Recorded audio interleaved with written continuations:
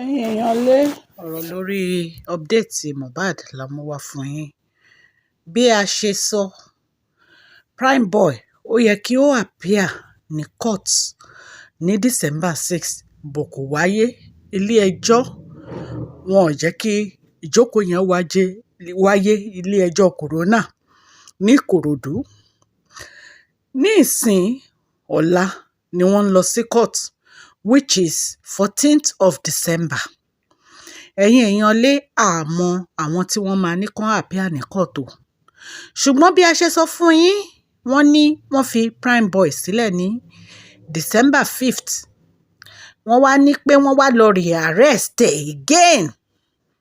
Ipe wọ́n wá gbé bail 20 million lé lórí. Nàìjíríà. Nàìjíríà níbo là ń lọ? Ẹ̀yin náà mọ̀ pé ẹ̀yin náà bímọ tiyín. Ẹ bímọ tiyín. Àwọn tẹ́ ẹ fi ẹ̀sùn kàn wípé wọ́n assault, wọ́n ń bully, ẹ fi wọ́n sílẹ̀ nítorí pé ẹ ti gba bribe. Ẹ ti gba bribe, ìjẹkújẹ. Ní ìsìn ọmọ ọlọ́mọ lẹ wá dì mọ́lẹ̀ lẹ́ni kó lọ wá bail 20 million wá. Níbo lẹ ti fẹ́ kó rí bail 20 million? Níbo lẹ ti fẹ́ kó rí bail 20 million? Ẹ dẹ̀ ní ìbẹ̀rù Ọlọ́run. Ẹ̀yin èèyàn lé, bí a ṣe gbọ́ o, àwọn ọ̀rọ̀ míì tún ti jáde èyí tá a fẹ́ mú wá sétí ìgbọ́ yín. Gbogbo nǹkan tá à ń gbọ́ lẹ́nu gbogbo àwọn èèyàn tó ń sọ̀rọ̀ ní pé inú ilé ni olóògbé kú sí. Wọ́n ní wọn tiẹ̀ tí ì lálàgbé dé hospital tó fi kú sínú ilé. Ẹ̀yin èèyàn lé, ìyẹn ní. Ẹlẹ́ẹ̀kejì ẹ̀wẹ̀, níbo ni àpá tó wà ní ọwọ́ olóògbé, báwo ló ṣe débẹ̀? Ẹ̀yin ènìyàn lé, ẹ máa fi ọkàn bá gbogbo ọ̀rọ̀ yìí lọ o. Nọ́ọ̀sì tó wá gún olóògbé lábẹ́rẹ́, ó ní ìgbà tóun fi máa lọ ra nǹkan tóun fi máa padà dé, òun rí i pé olóògbé ó ti kú. Nọ́ọ̀sì ò lè parọ́, àbí? Nọ́ọ̀sì wà ní ọ̀dọ̀ àwọn ọlọ́pàá, ó sọ èyí tó fẹ́ sọ nínú nǹkan tójú ẹ̀ rí. Ẹ mọ̀ pé àwọn èèyàn ti ń pariwo pé kán pe driver. Ipe ṣebí driver ló gbé wọn lọ sí show, kán pe driver, kán fi ọ̀rọ̀ wá wọn driver lẹ́nu wò. Ẹ̀yin èèyàn lé, ọ̀rọ̀ tá a gbọ́ ní pọ́n ti bribe driver o. Wọ́n náà ti bribe driver o. Ẹ̀yin èèyàn lé, ẹ rí pé ilé ayé yìí ó lágbára. Bí a tún ṣe gbọ́ o, inú ilé ni wọ́n ní Mohbad kú sí. Ṣùgbọ́n ó jẹ́ kàyéfì fún wa láti sọ fún yín pé wọ́n ní wọ́n tún ti bribe landlord.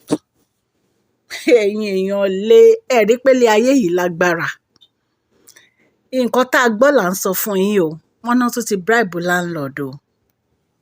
Ẹ̀yin èèyàn lé, tí ó bá jẹ́ pé lóòótọ́ ni wọ́n bribe gbogbo àwọn tá a dárúkọ ẹ̀, ṣé ẹ mọ̀ pé àwọn tó yẹ kó ṣe ẹlẹ́rìí fún olóògbé òun ni wọ́n ti bribe yẹn? Níbo lẹ̀yin rò pé ọ̀rọ̀ yìí máa já sí? Ọ̀pọ̀lọpọ̀ èèyàn ló ń sọ pé Nàìjíríà wọ́n máa fi ọwọ́ ọlá, wọ́n máa fi gbá olóògbé lójú ni. Ipe kò sí òtítọ́ òdodo ní ìlú Nàìjíríà. Ẹ̀yin èèyàn, ṣé lóòótọ́ ni àbírọ́? Ẹ jẹ́ ká máa gbọ́ lọ. Wọ́n ní gbogbo èèyàn tó wà ń di ẹjọ́ yìí, òun náà ti bribe tán o. Bá a tún ṣe ń gbọ́ gan, wọ́n náà máa bribe nọ́ọ̀sì náà. Ẹ̀yin èèyàn lé, ẹ rí pé yìí tún lágbára. Ibo ni ìlú wa yìí níbo ló ń lọ gan-an?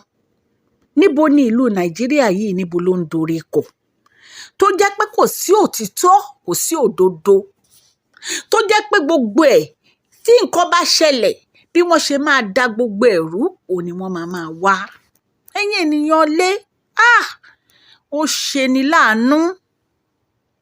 Ó ṣeni láàánú wípé wọ́n dá ẹ̀mí ọmọkùnrin ní ègbodò. Ọmọ tó yẹ kó bẹ̀rẹ̀ ìgbésí ayé ẹ̀ pẹ̀lú òkìkí ńlá. Recently la mú wá pé wọ́n fún ní award ní Ghana.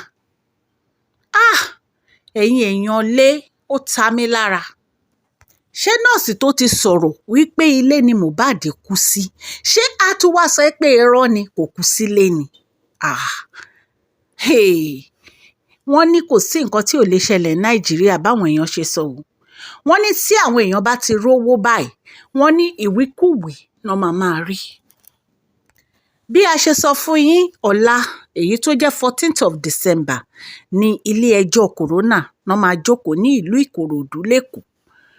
Ní Ìkòròdú lẹ́kọ̀ọ́. So àmọ́ àwọn tó máa kó wá sílé ẹjọ́, a lè sọ fún yín àwọn tó máa kó wá sílé ẹjọ́. Ṣùgbọ́n ìgbà tá a bá délé ẹjọ́ lọ́la, tá a gbọ́ gbogbo nǹkan tán sọ, a máa jẹ́ kẹ́ ẹ mọ̀. Ẹ̀yin ènìyàn lé, wọ́n ní wọ́n bribe landlord, wọ́n ní wọ́n bribe driver. Wọ́n láwọn ò mọ̀ bóyá wọ́n máa bribe prime boy àti nurse.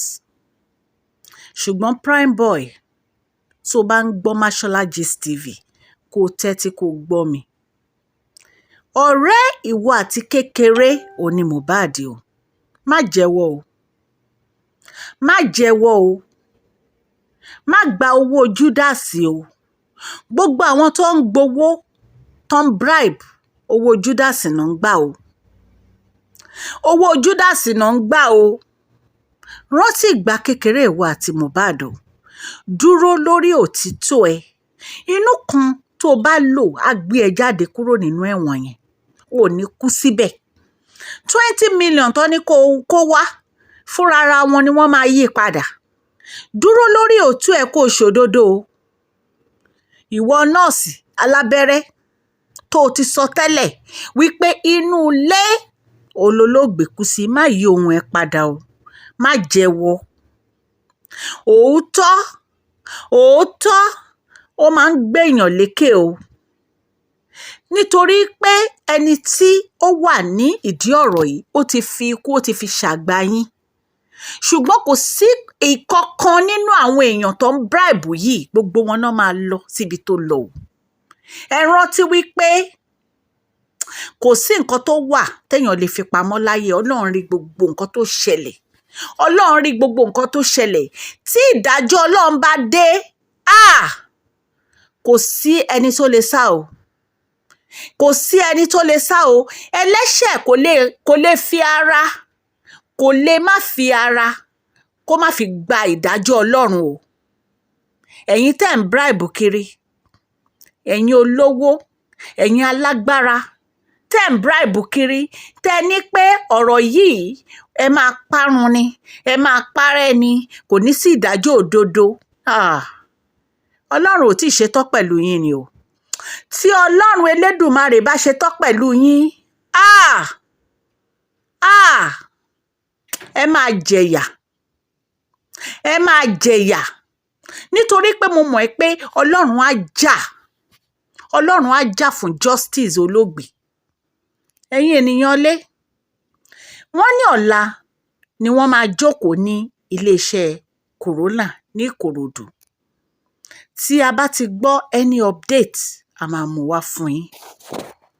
Ẹ ṣé o. A mú wá láti iléeṣẹ́ Mashola Gist TV. Justice for Mohbad, justice for Mohbad, justice for Mohbad.